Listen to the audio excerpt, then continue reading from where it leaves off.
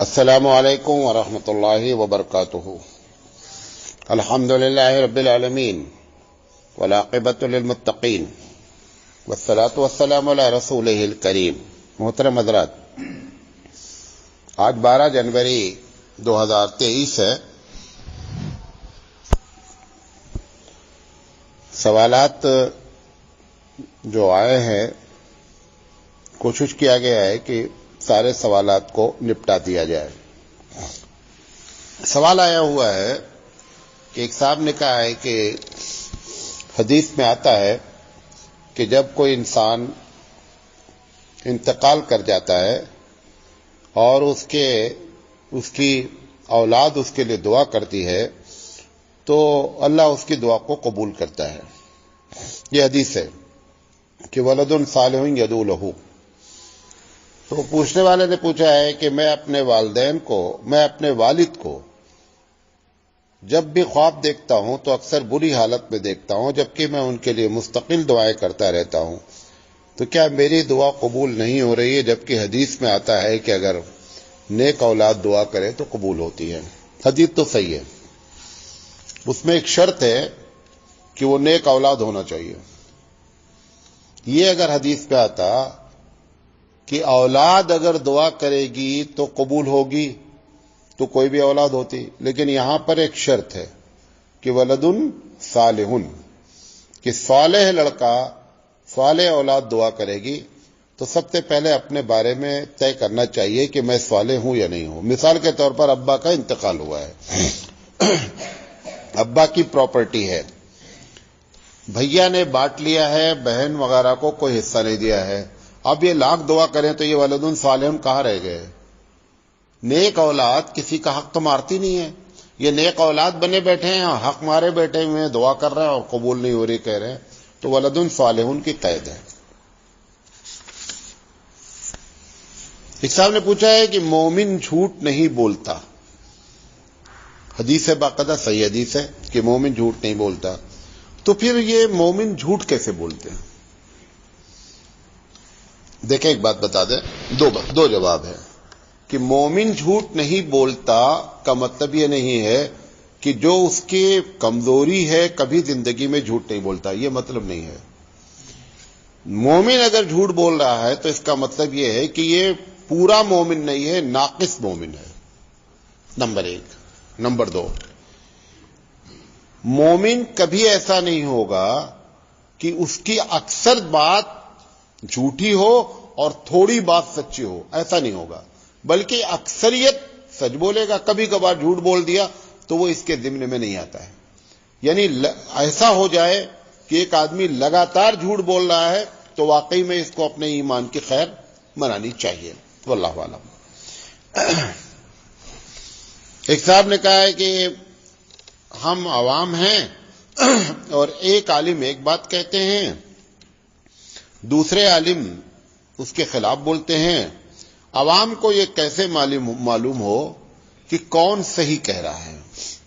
دونوں چرب زبان ہیں، دونوں کے بولنے کا بہت اچھا انداز ہے، تو پبلک بیچاری کیسے جانے کہ یہ بات صحیح کون کہہ رہا ہے؟ دیکھیں، اس کا کئی طریقہ ہے۔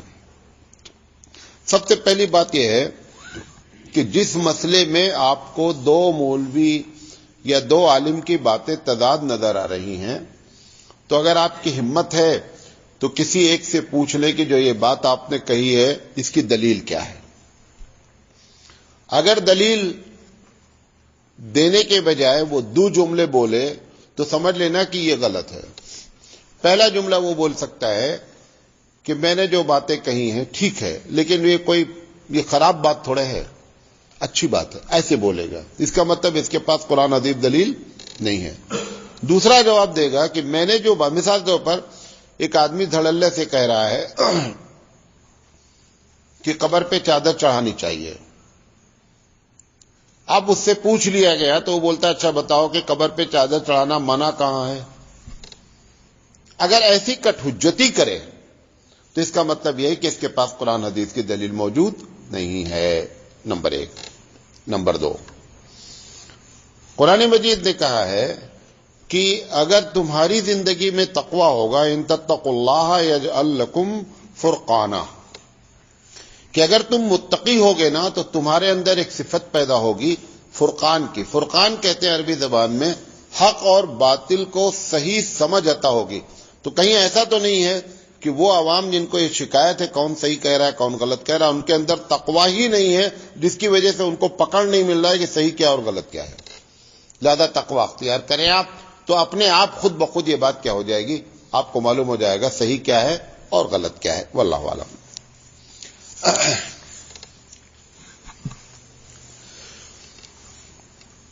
ایک صاحب نے کہا ہے کہ مولانا صاحب میں بہت بڑے بڑے پروگرام اور جلسے میں ایک چیز کو دیکھ رہا ہوں کہ اسٹیج پر بیٹھے ہوئے بڑے ذمہ دار لوگ جس وقت تقریریں ہوتی رہتی ہیں وہ تقریر سننے کے بجائے وہ صرف اپنے موبائل میں لگے رہتے ہیں. یہ ایک دم حقیقت ہے. میں بڑے سے بڑے پروگرام میں بھی جاتا ہوں، چھوٹے سے چھوٹے میں بھی. آل انڈیا جماعت کے ذمہ دار ہوتے ہیں جو بھارت کی سطح پر ہیں، انہوں نے پروگرام جو ہے بلایا ہے، بڑے بڑے مقررین کو بلایا ہے. جب وہ مقرر تقریر کرتا رہتا ہے 90% ان کا ٹائم کس چیز میں گزرتا ہے؟ اپنے موبائل میں مست رہتے ہیں. یہ اب انہوں نے کہا ہے کہ یہ ان کو کیسے پیغام پہنچایا جائے. ایک پیغام تو یہ طریقہ ہے جو میں نے جواب دیا کہ یہ ایک دم غلط ہو رہا ہے. اس کا مطلب یہ ہے کہ آپ نے جو یہ پروگرام کیا ہے یہ ایک فارمیلٹی ہے، اس پروگرام کی ضرورت نہیں ہے، تبھی آپ کو اس کی اہمیت نہیں ہے. نمبر 2، آپ اتنے باصلاحیت ہیں، اتنے قابل ہیں کہ آپ کو دین کی بات کسی دوسرے سے سننے کی ضرورت نہیں ہے، یہ معنی ہے. یہ دونوں چیزیں کیا ہیں؟ غلط ہے.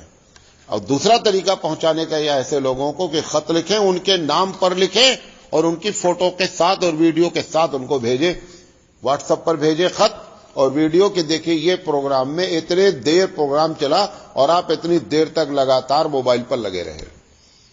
اور یہ بڑے بڑوں کے ساتھ ہو رہا ہے. چھوٹے تو اپنی جگہ کر ہی رہے ہیں جو کر رہے ہیں، لیکن بڑے بڑے لوگ اس میں انوالو ہیں، لہذا یہ بہت غلط ہو رہا ہے. پوچھا گیا ہے کہ ایک واقعہ ہے کہ حضرت علی رضی اللہ تعالیٰ عنہ کی طرف منسوب ہے کہ حضرت علی رضی اللہ تعالیٰ عنہ کے پیر میں تیر لگ گیا تو انہوں نے کہا کہ اس کو جو ہے وہ نماز کی حالت میں نکال لیا جائے، اور نماز پڑھنے لگے تو وہ تیر ان کے پیر سے نکال لیا گیا اور ان کو پتہ نہیں چلا. یہ واقعہ کہاں تک صحیح ہے؟ یہ واقعہ ایک دم غلط ہے. اور اس واقعے کو حنفی احناف کو تو بیان ہی نہیں کرنا چاہیے.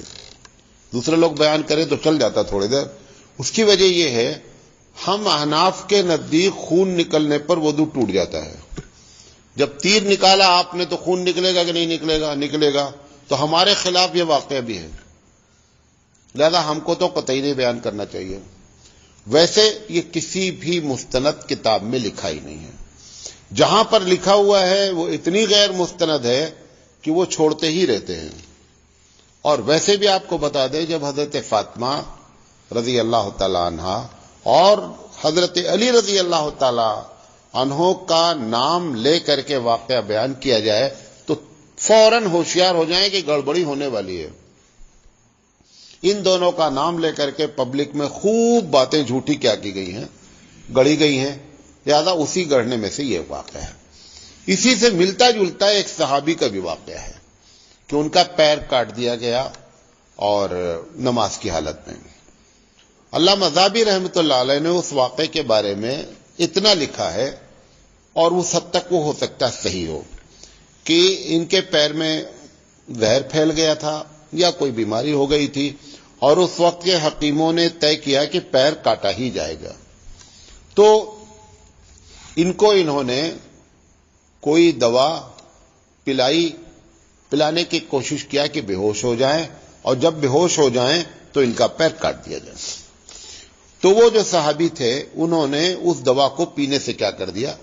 انکار کر دیا کہ میں اب چاہے اس دوا کو وہ ناجائز جانتے رہے ہوں. بہرحال انہوں نے وہ دوا نہیں پیا، اور اس کے بعد نماز کی حالت کا ذکر نہیں ہے وہاں پر، اور ان کا پیر اسی حالت میں کاٹ دیا گیا، اور اللہ تعالیٰ نے ان کو اتنا صبر دیا کہ وہ اس کو برداشت کر لے. اور یہ ممکنات پہ سے ہیں. ہمارے گاؤں کے ایک صاحب کا بہت بڑا آپریشن تھا، ناسور ہو گیا تھا. وہ بھی بہت دلیر اور بڑے ہی بہادر قسم کے آدمی تھے. ان کو بھی، یہ میرے سامنے کی بات ہے، ان کو بھی جب بے ہوش کرنے کی بات کی گئی تو انہوں نے کہا کہ مجھے بے ہوش نہیں کریں. ڈاکٹر صاحب نے کہا کہ بہت تکلیف ہوگی. انہوں نے کہا کچھ نہیں ہوگا، آپ کاٹیے. اور ایسے ہی بغیر بے ہوش کیے ہوئے انہوں نے ان کا آپریشن کیا اور ان کے آنکھ سے قطرہ آنسو نہیں گرا. لہذا یہ تو ممکن ہے، لیکن نماز کی حالت میں ہوا، ان کو پتہ نہیں چلا، یہ واقعہ نہ وہ صحیح ہے اور نہ حضرت علی رضی اللہ تعالیٰ عنہ والا صحیح ہے. واللہ اعلم. ایک بات مشہور ہے کہ جن لوگوں کی مونچھ بڑی ہوتی ہے، مونچھ، اور وہ پانی میں اگر ڈوب جاتی ہے تو کہتے ہیں کہ پانی کیا ہو گیا؟ حرام ہو گیا. دیکھیں، صحیح بات یہ ہے، ہمارے آداب میں ہے مونچھ اتنی رکھنا کہ پانی میں چلی جائے، یہ ایک دم غلط ہے، نہیں ہونا چاہیے. لیکن اگر مونچھ پانی میں چلی گئی تو پانی حرام جو کہہ رہے ہیں وہ بات غلط ہے. پانی حرام نہیں ہوتا. کوئی ایسی چیز اس میں نہیں گری ہے کہ جس کی وجہ سے پانی کیا ہو جائے؟ حرام ہو جائے. اللہ کے رسول نے فرمایا قص الشوارب، پانی پینے والے بالوں کو کاٹو. اس کی تو مخالفت ہوئی ہے، وہ گناہ اس کو مل سکتا ہے، لیکن پانی حرام ہو گیا، یہ بات غلط ہے. ایک صاحب نے پوچھا ہے کہ میں عمرہ پہ جا رہا ہوں تو لوگوں نے مجھ سے کہا کہ تمہارا عقیقہ ہوا ہے کہ نہیں ہوا ہے. انہوں نے کہا نہیں. کہا ایسے آدمی عمرہ نہیں کر سکتے جس کا عقیقہ نہیں ہوا ہے. یہ ایک دم غلط بات ہے. عقیقہ ایک الگ ٹاپک ہے، عمرہ ایک الگ ٹاپک ہے. عمرہ کے لیے عقیقہ شرط نہیں. عقیقہ ویسے بھی کسی چیز کے لیے شرط نہیں ہے. عقیقہ نہ واجب ہے، عقیقہ نہ فرض ہے، عقیقہ سنت ہے. جس آدمی کی طاقت ہے وہ کر لے.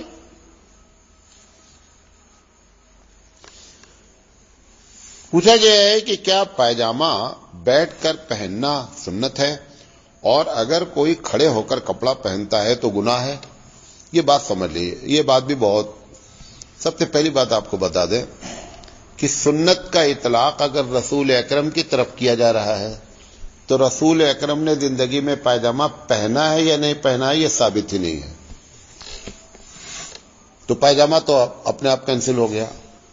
لنگی بیٹھ کر آپ پہن نہیں سکتے. کیوں؟ جو عربوں کا اسٹائل ہے لنگی پہننے کا، وہ عموماً لنگیاں کیا ہوتی تھی؟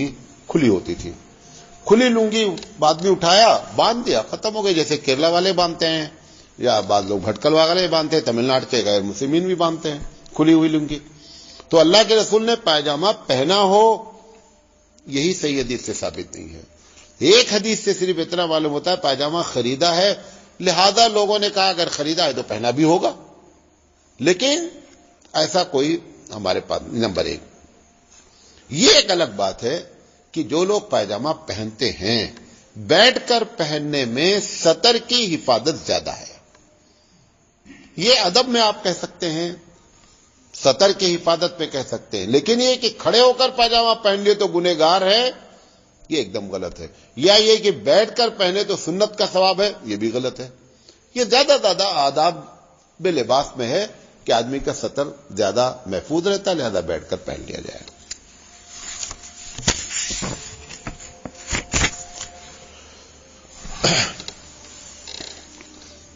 قرآن مجید کی ایک آیت ہے کہ اِنَّا عَرَضْنَا الْأَمَانَةَ عَلَى السَّمَاوَاتِ وَالْأَرْضِ وَالْجِبَالِ فَأَبَيْنَ أَن يَحْمِلْنَهَا وَأَشْفَقْنَ مِنْهَا وَحَمَلَهَا الْإِنسَانُ إِنَّهُ كَانَ ظَلُومًا جَهُولًا.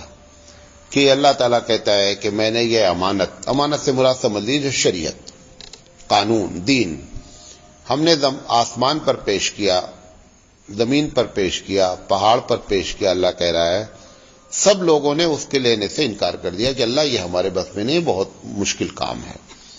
اور اس کے بعد انسان نے اس کو کیا کر لیا؟ کہا ٹھیک ہے. انسان نے جب کر لیا تو صاحب نے سوال کیا ہے کہ اللہ تعالیٰ کو کہنا چاہیے تھا شاباش، بہت اچھا کام کیا. اللہ تعالیٰ کیا بول رہا ہے کہ انہو کانا ظلومن جہولا، انسان بڑا ظالم ہے اور بڑا نادان ہے. ایک آدمی نے اگر کوئی کام کر دیا تو ہونا کیا چاہیے تھا؟ پیٹ تھپتھپانا چاہیے تھا کہ شاباش شاباش، بہت اچھا کام کیے. تو ان کا سوال یہ ہے کہ یہ اللہ تعالیٰ نے کہا اٹھا لیا تو اس کو کہا کہ اس نے بڑی نادانی کا کام کیا اور بہت ہی جہالت کا کام کیا. تو یہ وہی ان کا اعتراض ہے. دیکھیں اس کے بہت سارے جوابات دیے گئے ہیں مفسرین نے، جتنی منہ ہے اتنی باتیں ہیں. تو اس میں سے دو بات ہم آپ کے سامنے نقل کر رہے ہیں. ضروری نہیں کہ آپ مطمئن ہو، جس سے میں مطمئن ہوں وہ آپ کو بتا دے رہا ہوں، آپ کا مطمئن ہونا ضروری نہیں ہے. اور آپ مزید تحقیق کرنا چاہے تحقیق کر لیں. ایک جواب اس کا یہ دیا گیا ہے کہ یہ آدم علیہ السلام کی پیدائش کے وقت یہ امانت حوالے کی گئی دین کی، اور یہ آیت نازل ہو رہی ہے محمد صلی اللہ علیہ وسلم کے زمانے میں. محمد صلی اللہ علیہ وسلم کے زمانے میں جو اللہ تعالیٰ نے دیکھا اس امانت کے ساتھ ہوا کیا کہ اس امانت کے ساتھ لوگوں نے، جو انبیاء تھے صالحین تھے وہ نہیں، ایک بڑی تعداد نے اس امانت کے ساتھ خیانت کی، اس امانت کا حق ادا نہیں کیا. تو اللہ تعالیٰ کہہ رہا ہے کہ امانت تو تم نے اٹھائی تھی لیکن تم نے بڑا ظلم کیا اور بڑی جہالت کی بات کی. یہ 10,000 20,000 سال میں جو کچھ ہوا اللہ ہی بہتر جانتا ہے کہ آدم علیہ السلام تے محمد صلی اللہ علیہ وسلم تے کتنا بڑا عرصہ ہے. تو اس پر یہ بات اللہ تعالیٰ کہہ رہا ہے کہ انسان نے جو امانت دی تھی اس کا حق ادا نہیں کیا. اس بنیاد پر ظلمن اور جہولا کہہ دیا گیا. کچھ مفسرین کا کہنا یہ ہے کہ یہ فرشتوں نے جب انسان آدم کو پیدا کرنے کی بات اللہ نے کہی تو فرشتوں نے اللہ تعالیٰ سے یہ بات کہی تھی کہ اللہ تعالیٰ یہ بہت جو ہے وہ ظلم کریں گے، زیادتی کریں گے، وَيَسْفِكُ الدِّمَاءَ خون خرابہ کریں گے. تو یہ جملے معترضہ کے طور پر ہے، بریکٹ کا جملہ ہے. اللہ تعالیٰ کہہ رہا ہے فرشتوں سے کہ دیکھو تم ان کے بارے میں کہتے تھے کہ یہ بڑے جاہل ہیں اور بڑے نادان ہیں، لیکن انہوں نے دیکھو اتنی بڑی امانت اٹھانے کی ذمہ داری لی. تو یہ گویا کہ فرشتوں سے یہ بات کہی جا رہی ہے. واللہ اعلم بالصواب. اور بھی بہت سی تشریح. ایک صاحب نے پوچھا گیا ہے کہ مولانا صاحب آج کل میڈیکل سائنس میں ایک آدمی کا دل نکال کر کے دوسرے آدمی کا دل لگا دیا جاتا ہے. ایسا ہو رہا ہے، کبھی کبھی جانور کبھی لگا دیتے ہیں. تو انہوں نے پوچھا ہے کہ جب اس کو عذاب دے گا تو وہ پہلے والے دل نے گناہ کیا وہ تو نکل گیا، اب دوسرا والا دل نیا والا لگ گیا ہے، تو عذاب کس کو ہوگا؟ تو جب کوئی آدمی خود سے کوئی قضیہ بناتا ہے نا تو اس پر جو نتیجہ برآمد کرتا ہے، اگر قضیہ غلط ہوگا تو نتیجہ بھی غلط نکل آئے گا. یہ کس نے کہا ہے کہ دل کو عذاب ہوتا ہے؟ عذاب روح کو ہوتا ہے بھائی. روح بدلنے کا کوئی سسٹم نہیں ابھی تک. اعضاء بدن کے بدلے جاتے ہیں لیکن اصل عذاب کس کو ہوتا ہے؟ اصل عذاب روح کو ہوتا ہے. لہذا کوئی فرق نہیں پڑتا چاہے بندر کا لگا دیا گیا ہو چاہے کسی انسان کا لگا دیا گیا ہو، اصل روح سے. اور دوسری بات، جب پروردگار عالم اس کو دوبارہ اس قبر سے یا جہاں بھی اس کو زندہ کرے گا پروردگار عالم، تو ضروری نہیں کہ وہی والا دل لا کر کے لگاوے. اللہ تعالیٰ نے جیسے پہلی مرتبہ بغیر ہماری مدد کے، بغیر ہمارے مشورے کے، دو لفظ بول رہا ہوں، بغیر ہمارے مشورے کے، بغیر ہماری مدد کے پروردگار عالم نے ہم کو پیدا کیا ہے. جو پہلی مرتبہ ایسے پیدا کیا ہے وہ دوبارہ بھی کیا کر دے گا. اس کے لیے ضروری نہیں ہے کہ وہی دل تلاش کرے، وہ دوبارہ ویسے بنا دے گا، دوسرا دل لگا دے گا. تو بہرحال کوئی بہت بڑا سیریس مسئلہ نہیں ہے. ایک صاحب نے پوچھا ہے کہ اگر والد صاحب نے اپنے نافرمان بیٹے کو اپنی زندگی میں جائیداد سے بے دخل کر دیا تو کیا وہ اولاد والد کے فوت ہونے کے بعد وراثت کا حقدار ہوگا یا نہیں؟ بیٹا دیکھیں، سب سے پہلی بات سمجھ لیں، وراثت میں حق کس نے رکھا ہے؟ اللہ نے رکھا ہے. اللہ ہی وراثت کے حق سے کسی کو محروم کر سکتا ہے، تمہارے بس میں نہیں ہے. کوئی بھی کسی کو وراثت سے محروم کر دے یہ نہیں ہے. اللہ ہی جس کو چاہے محروم کر دے. بہت سے وجہ ہوتی ہیں کہ اللہ تعالیٰ کے اصول میں ہے کہ اگر آدمی نے یہ کام کیا تو اپنے باپ کی وراثت سے محروم ہو جائے گا. مثال کے طور پر ایک آدمی اپنے باپ کو قتل کر دیا، اگر قاتل ہو گیا اب لڑکا تو اپنے باپ کی وراثت سے وہ حصہ نہیں پائے گا. تو اللہ محروم کرتا ہے.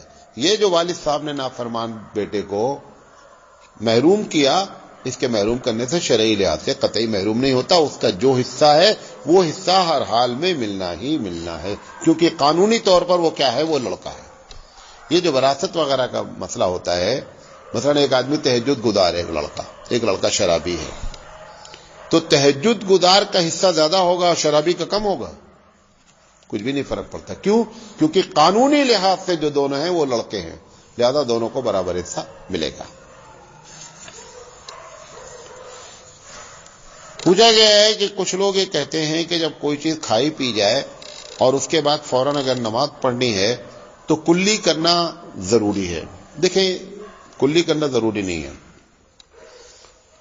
مثال کے طور پر یہ جو بات کہی گئی کلی کی، اس کی وجہ یہ ہے کہ اگر کوئی ایسی چیز کھائی گئی اور کہیں دانت کے اندر کیا ہے، گڑھا ہے، اس میں وہ چیز پھنس گئی، تو نماز پڑھتے ہوئے کہیں ایسا نہ ہو کہ وہ چیز باہر آئے پھر آپ اس کو کھا جائیں، اس کی وجہ سے کہا گیا کہ کلی کر لی جائے۔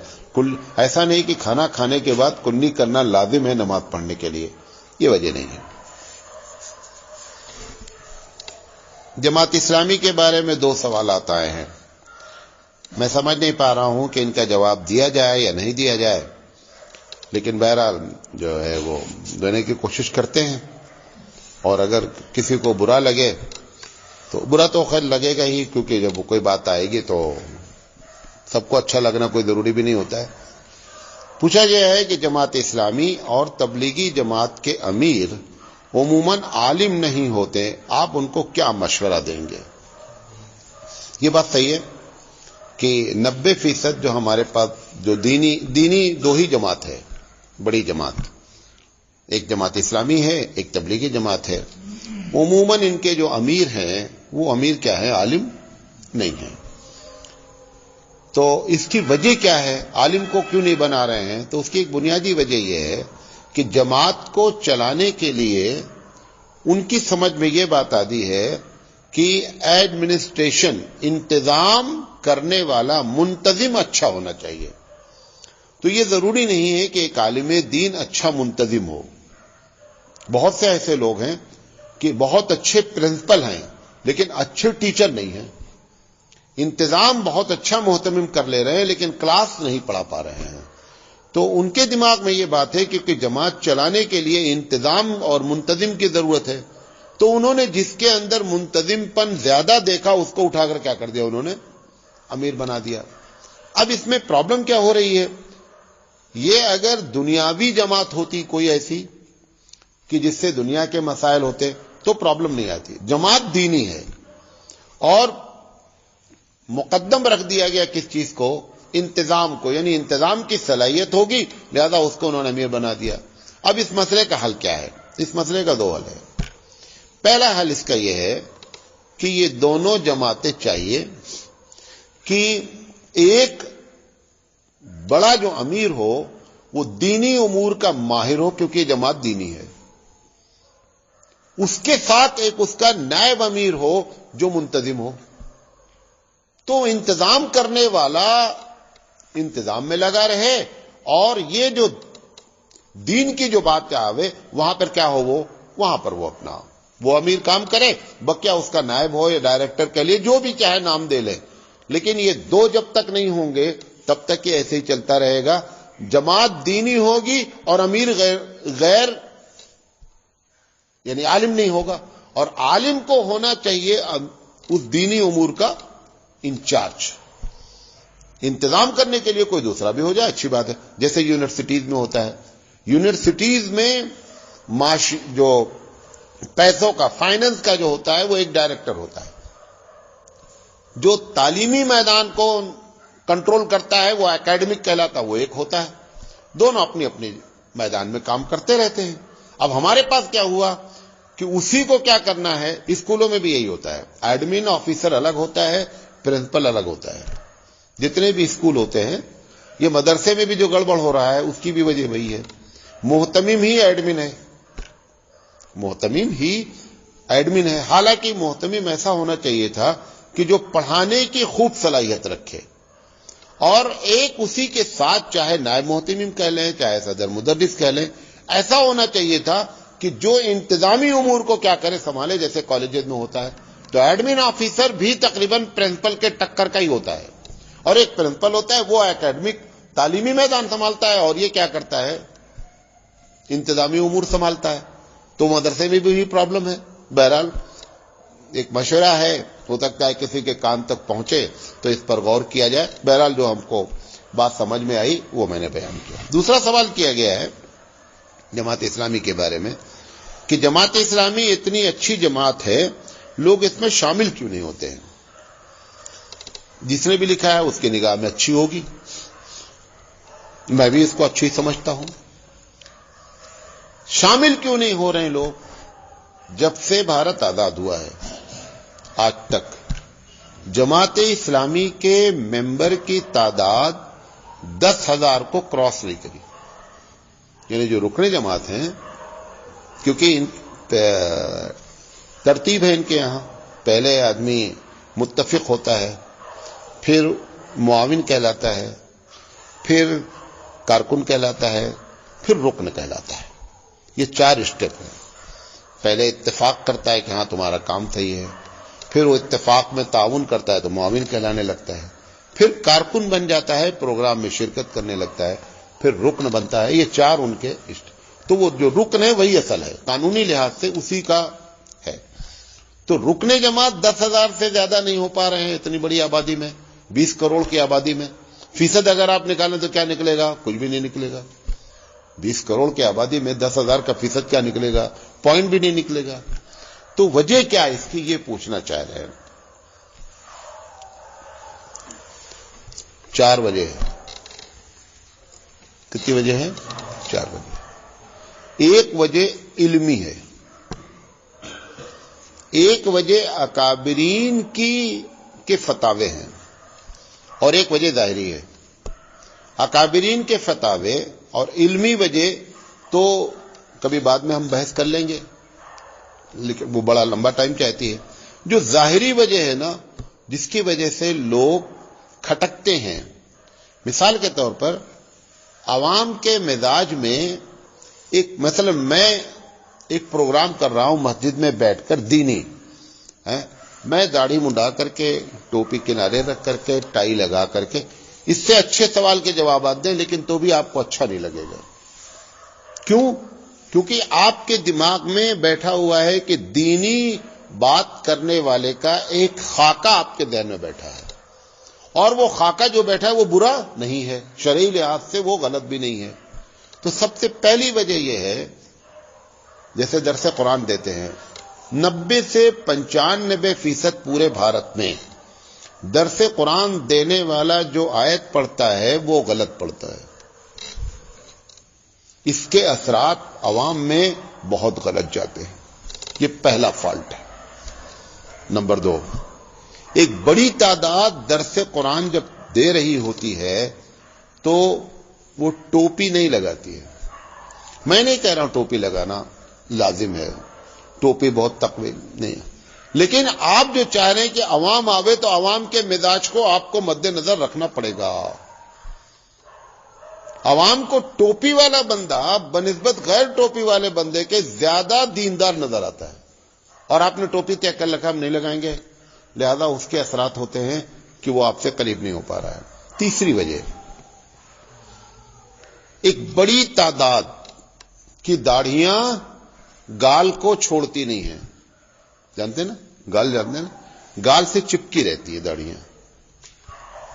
رسول اکرم صلی اللہ علیہ وسلم نے داڑھی کے بارے میں کیا کہا کیا نہیں کہا یہ میں بحث نہیں کرنا چاہ رہا ہوں، نہ وہ میرا موضوع ہے. لیکن اتنا تو سب کو معلوم ہے کہ رسول اکرم کی داڑھی بڑی تھی، یہ تو سب کو معلوم ہے. داڑھی کو آپ فقہی لحاظ سے نہیں دیکھیں. عوام چاہتی ہے کہ جو دین کا پروگرام کریں ان کی داڑھی کم سے کم رسول اکرم کی طرح ہو. تو تیسرا مسئلہ کیا ہو گیا؟ داڑھی کا. چوتھا مسئلہ جو ہمارے یہاں بہت زیادہ شوافے کے نزدیک بھی، احناف کے نزدیک بھی، چاروں ائمہ کے نزدیک، اہل حدیث حضرات کے نزدیک، کہ جان بوجھ کر پائجامہ ٹخنے کے نیچے نہیں ہونا چاہیے. آپ فقہی لحاظ سے بحث کر لیں، کہ بھئی اگر تکبر کی وجہ سے نہیں ہے تو جائز ہے. یہاں اس کی ہم بات ہی نہیں کر رہے. عوام کے دماغ میں ہے کہ یہ جو لتھیڑ رہے ہیں پیجامہ، ایسے لوگ دینداری کی بات نہیں کریں. تو 4 فالٹ ظاہری طور پر ہو رہا ہے. کیا کیا بولا؟ داڑھی کا مسئلہ نمبر 1، ٹخنے کے نیچے پیجامہ نمبر 2، قرآن کریم درس میں پڑھنا غلط 3، اور چوتھا بغیر ٹوپی کے پڑھنا. آپ اس کی جتنی بھی علت جائز رکھتے ہیں اس سے مجھے کوئی بحث نہیں ہے، لیکن اگر یہ آپ کو ہے کہ عوام اس میں شامل ہو تو عرف عام کا خیال آپ کو رکھنا پڑے گا. اگر یہ شروع کر دیں 1 سال میں 25% جماعت اسلامی کے ممبر بڑھ سکتے ہیں ایک سال کے اندر. بہرحال یہ وجہ ہے، واللہ اعلم. پوچھا گیا کیا سولار کے پانی سے نہایا جا سکتا ہے کہ نہیں؟ نہایا جا سکتا ہے. یہ کیوں سوال آیا معلوم آپ کو؟ ایک حدیث میں کیا ہے کہ جو پانی ڈائریکٹ دھوپ سے گرم ہوا ہے اس پانی سے نہانے سے کچھ بیماری کا ذکر ہے. حدیث صحیح ہے. تو سولار بھی کیا کرتا ہے؟ دونوں میں فرق سمجھ لیں. سورج کا ڈائریکٹ پانی پر پڑنا الگ ہے. سورج نے پائپ کو گرم کیا. سورج نے کس کو گرم کیا؟ اب اس پائپ میں پانی ٹھنڈا ڈالا گیا تو پائپ نے پانی کو گرم کر دیا. تو وہ جو حدیث منع دی وہ اس میں لاگو نہیں ہو رہی ہے. یہ سمجھے میری بات. ڈائریکٹ بالٹی رکھ دیا آپ نے دھوپ میں، پانی گرم ہو گیا، یہ ایک الگ کیفیت ہے. گرم بالٹی میں آپ نے ڈال دیا پانی جس کی وجہ سے پانی گرم ہو گیا، یہ الگ بات ہے. تو سولار میں یہ ہوتا ہے کہ پائپ گرم ہوتا ہے، جب اس میں پانی گزرتا ہے تو کیا ہوتا ہے؟ گرم ہو جاتا ہے. لہذا اس وجہ سے سوال غالباً آیا ہے. بہرحال نہایا جا سکتا ہے. ایک صاحب نے پوچھا ہے کہ مولانا صاحب یہ حدیث کس کتاب میں لکھی ہوئی ہے کہ ذکر ایسا کرو کہ لوگ تمہیں دیوانہ جانے؟ میرے علم میں ایسی حدیث نہیں ہے، اور اگر ملی تو میں انشاءاللہ بات کروں گا. پوچھا گیا ہے کہ اگر ہم نئے گھر میں جا رہے ہوں تو داخل ہونے کے لیے کیا کرنا چاہیے؟ سب لوگ قرآن خوانی کر رہے ہیں. تو کئی مرتبہ بول چکا ہوں، جتنی قرآن خوانی آپ کرتے ہیں کوئی بھی حدیث سے ثابت نہیں. چاہے مولانا صاحب کریں، چاہے حافظ صاحب کریں، چاہے قاری صاحب کریں، جو بھی کرتے ہیں. اور بند کیوں نہیں ہو رہی ہے؟ کیونکہ اس میں ہم لوگوں کا تھوڑا سا فائدہ ہے، لہذا ہم اس کو بند نہیں ہونے دے رہے ہیں. طلبہ بھی چاہتے ہیں قرآن خوانی ہو، کچھ ناشتہ پانی ہو جاتا ہے. مولانا صاحب بھی چاہتے ہیں قرآن خوانی ہو کیونکہ چندہ آ جاتا ہے. تو سب کی قرآن خوانی کی بنیاد مفاد پرستی ہے. پیسے بھی دیتے بعض لوگ بچوں کو، تو یہ سب کی وجہ سے بند نہیں ہو رہا ہے. بہرحال قرآن خوانی کوئی بھی سنت سے ثابت نہیں ہے. لہذا نئے گھر بنایا آپ نے، بسم اللہ الرحمن الرحیم. اچھا قرآن خوانی کریں گے، گھر میں داخل ہونے کی دعا نہیں معلوم ہے جو سنت ہے؟ گھر میں داخل ہونے کی دعا یاد کر لو اور جاؤ بسم اللہ کہہ کے تالا کھولو اور اندر چلے جاؤ، ختم ہو گئی بات. وہ جو چاروں کونے پر اذان دلاتے ہیں، اب جس کو لے کر کے گئے ہیں مولانا صاحب کو یا حافظ صاحب کو، اب کچھ نہ کچھ تو ان کو کرنا ہے نا. اب وہ کیا کرتے ہیں؟ اب وہ بھی اس بہت متاثر ہوتے ہیں لوگ، وہ چاروں کونے پہ کھڑے ہو کر کے پوری اذان دیتے ہیں. جب اذان دیتے ہیں تو کچھ پیسہ بن جاتا ہے، تو لے دے کر کے پھر معاملہ کس کا آیا؟ پیسے کا آیا. سمجھے؟ اب وہ ان سے جب بات کرو تو وہ جواب دیتے ہیں کہ کیا اذان غلط چیز ہے؟ اذان سے شیطان بھاگتا ہے. ہم نے کہا اذان سے شیطان بھاگنے کے یہ بھی لکھا ہوا ہے کہ جب تک اذان ہوتی اتنی دیر بھاگتا، اس کے بعد پھر آ جاتا. اب یا تو ایسا سسٹم کرو کہ 24 گھنٹے گھر میں کیا ہوتی رہے، تبھی تو شیطان بھاگے گا. ورنہ شیطان بھاگ کر کے پھر آ جائے گا، تو اتنی دیر بھاگا پھر آ گیا.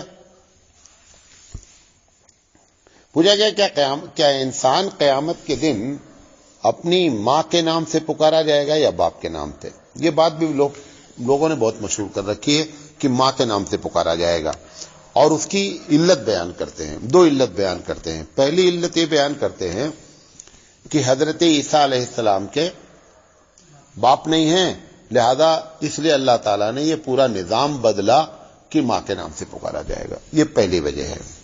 دوسری وجہ یہ بیان کرتے ہیں کہ بہت سے لوگ آدھار کارڈ میں ابا ہیں اور اوریجنل میں ابا نہیں ہیں. بھئی ایک آدھار کارڈ میں ایک صاحب کے والد کا نام لکھا ہوا ہے، لیکن ان کی والدہ نے کسی دوسرے سے تعلق پیدا کیا ہے، وہ بچہ کسی دوسرے کا ہے، اس عورت کی عزت کو رکھنے کے لیے اللہ تعالیٰ کیا کرے گا؟ ماں کے نام سے پکارے گا۔ یہ دونوں وجہ بیان کر کے یہ معاملہ بیان کیا جاتا ہے۔ صحیح بات یہ ہے کہ باپ کے نام سے پکارا جائے گا، بخاری کی روایت ہے، لہذا اس پر کوئی دلیل ہمارے پاس موجود نہیں ہے۔ پوچھا گیا ہے کہ ابھی الہ آباد ہائی کورٹ سے فیصلہ آیا ہے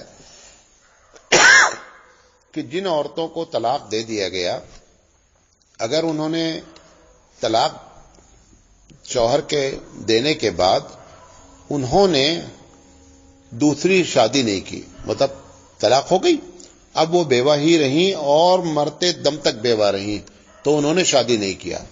عدالت نے کیا کہا ہے کہ اگر طلاق دے دیا آپ نے، طلاق دینے کے بعد اگر انہوں نے شادی نہیں کی، تو جب تک وہ شادی نہیں کریں گی تب تک آپ بحیثیت شوہر رہ نہیں گئے، آپ کو خرچہ دینا ہے زندگی بھر۔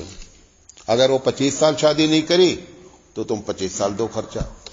تو اب سوال انہوں نے یہ کیا ہے کہ مولانا صاحب اس عورت کا پیسہ لینا جائز ہے کہ ناجائز؟ شوہر دے رہا ہے، دینا ہی پڑے گا عدالت۔ تو عدالت نے یہ نہیں کہا ہے عورت سے کہ ہر حال میں تم پیسہ لو، تم اگر پیسے کی ڈیمانڈ کرو گی تو فیصلہ ہوگا کہ ہمیں پیسہ دو، لیکن شرعی لحاظ سے یہ قطعی پیسہ تمہارے لیے حلال نہیں ہے، کوئی صحیح حلال نہیں۔ کوئی بھی آدمی کسی چیز کو فیصلہ کر دے یا کوئی بات کر دے اور وہ شرعی لحاظ سے صحیح نہیں ہو، تو فیصلہ کر دینے سے وہ شرعی لحاظ سے صحیح نہیں ہو جاتا ہے۔ زیادہ یہ باتیں آپ کے سامنے رکھنا چاہتے تھے۔ وآخر دعوانا ان الحمد للہ رب العالمین۔ سبحان اللہ و بحمدہ۔